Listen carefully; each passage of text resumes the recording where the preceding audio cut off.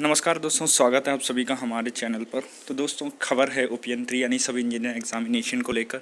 तो ये खबर, जैसा कि आपने बहुत सी स्क्रीनशॉट या कट ऑफ देखे होंगे, जो कि कटआउट्स भी देखे होंगे आपने न्यूज़पेपर के, सभी जगह यही वायरल हो रहा है।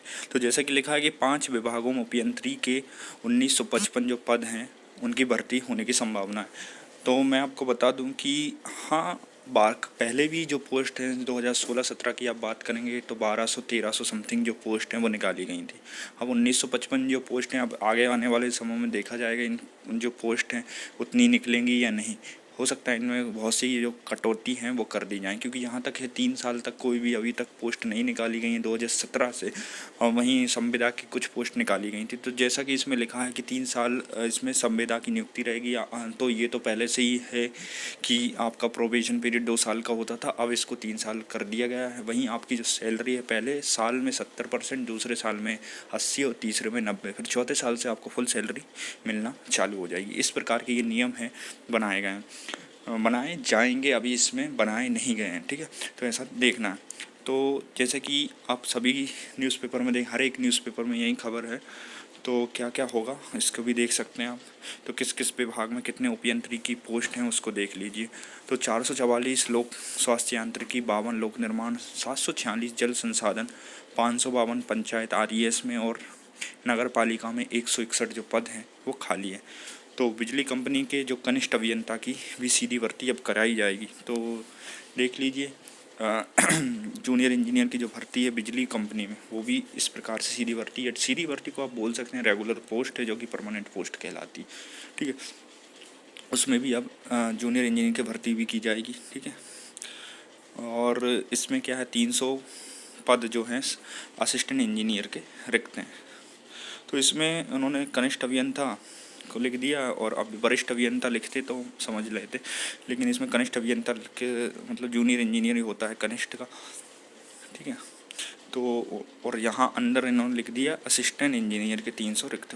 तो लिखने में और बोलने में कुछ अलग अलग अंतर है।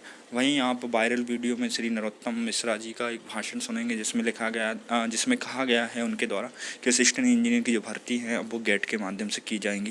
तो अब उनको ये ध्यान नहीं रहा कि गेट के माध्यम से किस प्रकार से की जाएंगी, जबकि मध्य प्रदेश लोक सेवा आयोग द्वारा स्टेट इंजीनियरिंग सर्विस एग्जामिनेशन लिया जाता है, जिसमें भर्ती कराई जाती है।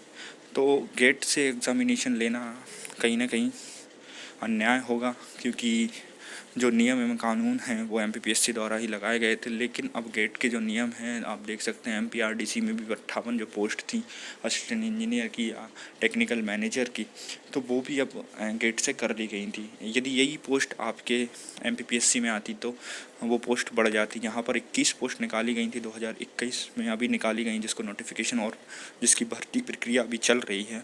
तो यही पोस्ट उनमें इंक्लूड की जाती है, तो नंबर ऑफ जो कट ऑफ है वो भी कम होता और कैंडिडेट के सिलेक्शन का जो रेशियो वो काफ़ी बढ़ जाता। तो जहाँ पर जो कंपटीशन ये कम करने की बजाय इसको बढ़ा रहे हैं।